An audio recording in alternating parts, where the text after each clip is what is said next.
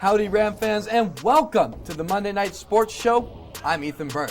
And I'm Rachel Hallam, and as always, we have a full show for y'all tonight. We recap you on all the CSU and Colorado sports action over the past week. Hear the story Rachel has on the CSU Softball seniors. And of course, Down in the DMs will be coming in hot this week. CTV Sports starts right now.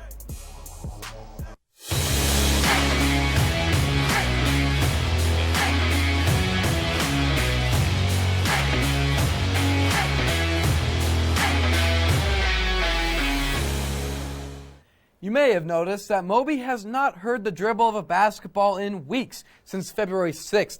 To be exact, for both the men and the women here at CSU, their last two series have been canceled due to COVID-19 concerns outside of the Colorado State programs.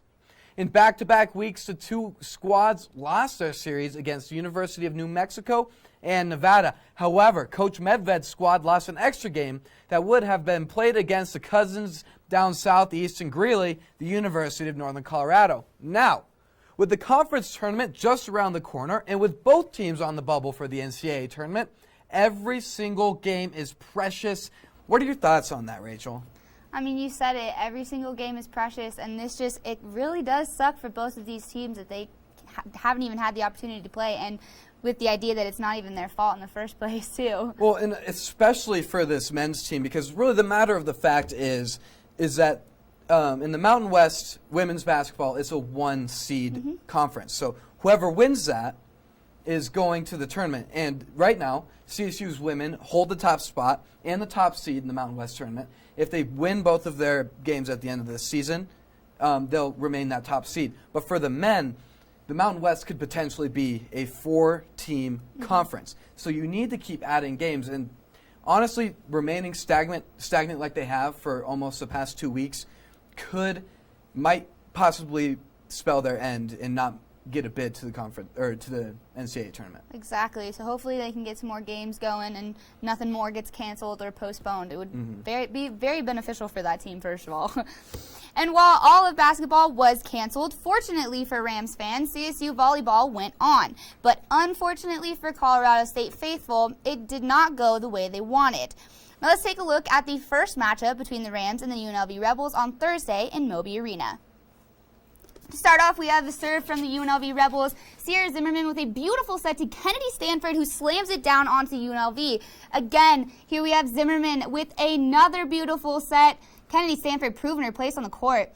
Meliodas with a nice dig. Zimmerman again, but this time Sasha Colombo, who slams it down on the other side of the court for the Rams. And lastly, we're going to take a look at Barrett Power to Alyssa Groves. UNLV tries to save it, but it is too late. They are unable to do so. And unfortunately for the Rams, that was not enough, because ultimately they left Thursday with their second loss of the season, being swept by the Rebels. And while the Rams lost, some individual performances stood out.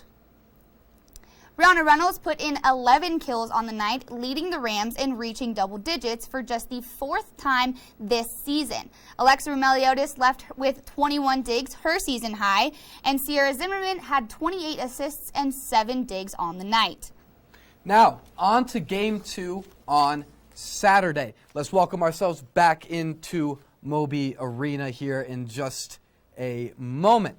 Now we'll see here UNLV with the kill that lands just in front of Alexa Meliodas, but you will see her all over these highlights because she had a program high 36 digs. You saw the acrobatic one there, and now Sierra Zimmerman just sneaks that one over to get the sneaky kill.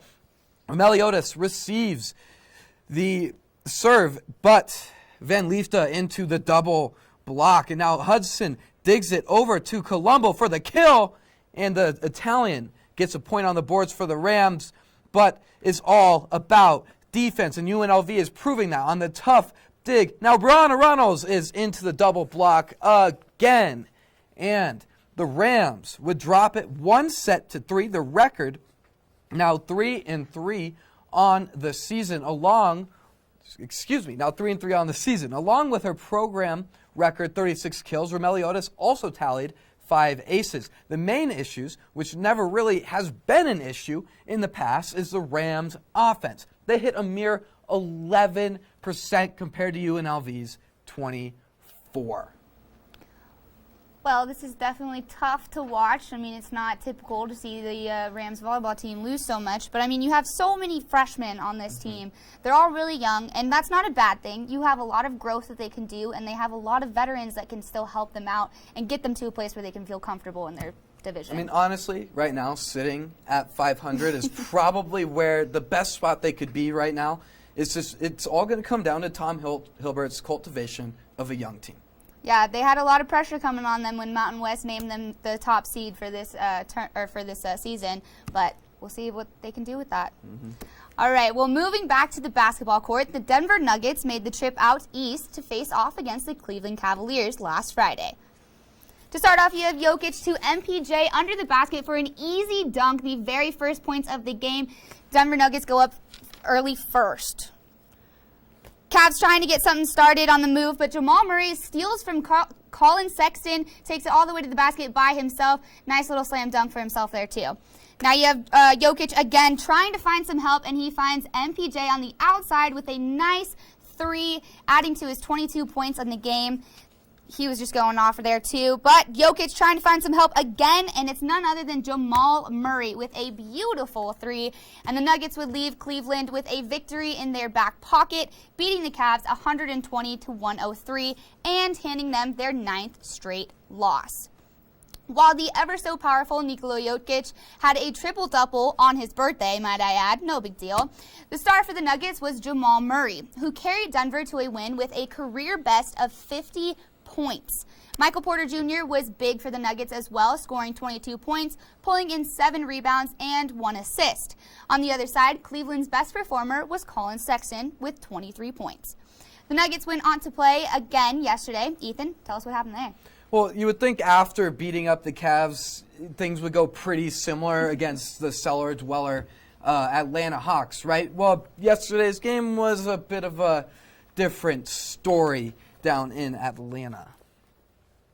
So Jamal Murray is going to have to kind of find something in his bag, but after scoring 50 points and scoring 30 against the Hawks, it wasn't too hard. But Trae Young just initiates a lot of ball movement, as always, and Snell hits the corner three. Now, Jokic trying to drive, but he is blocked by John Mays with the ball. He's driving down the court. He has an open basket, he thinks, but Barton blocks it straight into Clint Capella's hands. That time, defense turned into your opponent's offense. Speaking of offense, Trae Young to the former Nugget Gallo for the dunk, but he's got so much more in his bag than anybody really thought he would heading into it. Easy step back over Jamal Murray. Barton to Facu Campazzo for the three, but it's all just a little too late for the Nuggets as they would lay an egg and drop this one 123-115. Trae Young and Clint Capella both had double-doubles of 35 and 22 points respectively. And also dropping another double-double was Nikola Jokic, his NBA-leading 27th of the season. And if we're going to speak about that, maybe I was wrong a couple weeks ago when I said Nikola Jokic didn't need too much more help.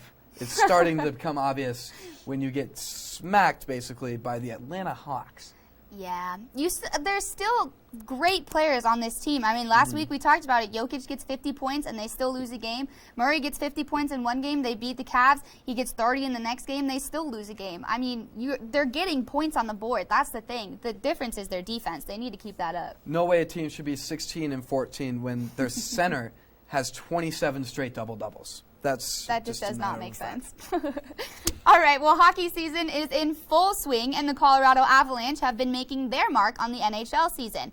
Currently sitting at third in the Western Division, the Avs are in the middle of a 4-game series against the Golden Knights. And after losing the first matchup last Tuesday, Colorado came to play. First, we're looking at Mikko Rantanen. He finds Nathan McKinnon for the first goal of the game for the Avs. Now we're looking at Max Pacioretty does it himself and scores for the Knights to tie the game at 1 apiece. Avs up 2-1 when the Knights pressure. First shot is wide. Then you have Riley Smith bringing it around for a second attempt, but it's finally cleaned up by Jonathan Marchessault. tied at 2 apiece with just over 40 seconds left, and it is none other than Nazim Kadri who scores to get the Avs the final point of the game, and they would go on to win this game 3-2, and it was just incredible to get it over with just 40 seconds left in the game. He did it for the Avs. The Avs would go on to win Game 2 of their matchup against Vegas 2-3, and defense was the key to take away from this Western Division battle. With 29 shots against, Avs goalie Philip Grubauer saved 27, while Knights goalie Marc-Andre Fleury had 25 shots against and saved 22. The Knights' biggest star was not shocking at all, with Nazim Kadri scoring the game winner for the Avalanche in the final 40 seconds, edging the Avs to victory. Now, Game 2 was against the same Golden Knights, but on beautiful Lake Tahoe for the NHL's yearly outdoor series. I mean, come on, just look at this for a second. The ever so handsome Valerie Nichushkin is almost forgotten about when you take in that Lake Tahoe backdrop. Just a dream to play hockey on. And speaking of hockey, it was also played. Here we got McKinnon to Sam Girard, and he's just going to score it. Sam says, yes, please, let's get the Avs back on the board to start this one going. You might notice it's a little dark because it's Lake Tahoe. It's California. The ice was melting, but that doesn't matter. They played again at midnight. Transo's shot was rebounded by Alex Martinez to tie up this matchup. Nathan McKinnon, you can already tell where he's going. Nathan Petriello, all he can say is, oh boy, because there's nothing you can do. It's Nathan McKinnon. It's the best hockey player in all of the NHL. And then Devin Toe's slap shot goes in to put up the Avs up 3-1. And those are some happy Avalanche, if you ask me. Zach Whitecloud finds Alex Tuch, who hits it with the spinnies. 360, goal, top corner. But the acrobatics were not quite enough. Just, again, a little too little, a little too late, as the Avs would hold on to win 3-2 over the Golden Knights. McKinnon had a goal and 2 assists on the night, bringing his season point total to 18. Philip Grubauer had another great night inside the pipes, saving 27 of the Knights' 29 shots. I still can't get over Lake Tahoe. I was just going to say, that is the coolest place to be playing hockey. It just, can't have fans there. Why do it in a stadium? It's not a stadium series. I think the NHL should do that every year. It's just, it just seemed like it would be a dream. Yeah, absolutely. Even if you're not a fan of these two teams, it'd be fun to just be out there and see a hockey game in person, an NHL hockey game in person, and to be sitting on a lake and on your boat watching it from the water. I think that'd be freaking amazing. Show up in some lawn chairs, like some good old T-ball, Nice little tailgate out on the water. Yep. All right, well, don't go anywhere, Ram fans. We have Colorado State softball news coming up after the break.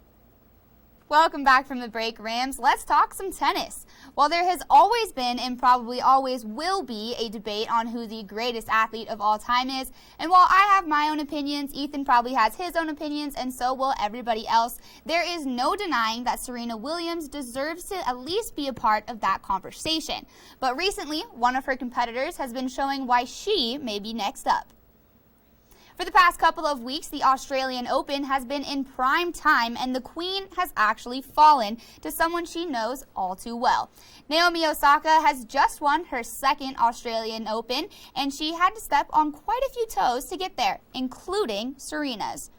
The two faced off in the semifinals of the tournament last week, where the 23-year-old took down who has been known as the face of women's tennis. Osaka defeated Williams in 2 sets and proves she has what it takes to take over as the sport's top athlete. With 6 aces to Williams' 3 and an 85% win rate on first serve, Osaka would advance to the final and win the Australian Open. Now, after the victory, Osaka was a bit of a jokester, thanking those around her. Do you like to be called Jenny or Jennifer? Jenny. Okay. Firstly, I want to congratulate Jennifer. We played in the semis of the U.S. Open. Now, speaking of sports greats, Osaka had a fantastic relationship with the late Kobe Bryant. And during one of her matches, New York Liberty basketball star Sabrina Ionescu tweeted about Osaka's encounter with a little butterfly on the court. Osaka was met by a butterfly during the 3rd round of the Open, and Ionescu was quick to say who she thought was watching over, the Black Mamba himself. And the young phenom was not shy to show her love and appreciation for Kobe. Wearing a Lakers jacket for most of the tournament and to some of her press conferences, saying it gave her the strength she needed to finish the tournament out strong. With this victory, Osaka is sure to continue her climb in the tennis world and quite possibly become the new face of women's tennis. Now moving on from rackets and to some bats. Rams volleyball was not the only CSU team in action last week. After their opening tournament in Texas was canceled to that crazy weather, the Rams finally got on the field over the weekend when they competed in the Texas A&M Invitational. Down in College Station, Colorado State went 1-4 overall, with their most recent loss coming this morning to Texas Tech 0-3. The Rams' offense was virtually non-existent in the Invitational, being outscored 8-18 in their 5 matchups, and 7 of those 8 runs were scored in their only win over Texas A&M on Saturday. Karina Gamboa was the bright spot for the quiet Rams offense, going 4 for 16 in the Invitational for a .250 batting average with 1 homer and 3 RBIs. The Rams will travel to Tucson, Arizona for the Wildcat Invitational on Thursday, looking to turn their early season woes around. But, of course, the Rams' current struggles are nothing compared to losing their season last year. That's exactly right, Ethan. For this year's seniors, just having a season was more than enough. The coronavirus has been the bearer of bad news, to say the least. And last year for CSU Softball program, it managed to cause the last problem the team would ever want to face. Before the season could even really begin, it was already over. It was just like kind of a heartbroken moment because we have worked so hard over the summer and the fall and the spring to, on a Wednesday morning, the NCAA says we have canceled softball season. There's no more college sports. There's no March Madness. And it was just kind of a blurring moment. We just didn't know what to expect next. As former Mountain West champions, the Rams were looking forward to their 2020 season. But this weekend, CSU will be heading to Texas A&M for their very first game in almost a year. Yeah, we're just super excited to get the ball rolling. I mean, last weekend we got it canceled, but, we just use that opportunity to prepare more through practice. And, when we get those opportunities to play, like this weekend, we're just not going to take them for granted and just get ready to get the ball rolling. Since COVID ruined multiple senior seasons, especially for the softball team, it was only fitting that the NCAA grant student athletes a 5th year of eligibility. And for some, opting in for another season was an easy decision. It was a silver lining. Our season got canceled. However, we got another opportunity to come back and play. And I think it might have been easy in the sense of Coach Fisher really put it into perspective of like, yes, you have life, or you can play softball again. We will respect whatever you guys choose to do. And so it was really up to us. And as you can see, we came back and we just, in our hearts, we just wanted to end softball on a good note. Now, as excitement fills the mind of these players, their challenging preseason schedule is the main focus. Yes, we have a challenging preseason, but there's a blessing in that because we'd rather be challenged and we'd rather have hard games than to maybe run rule and steamroll through some teams, and we'd rather just be challenged. And I think that's a great opportunity that we're presented with this preseason.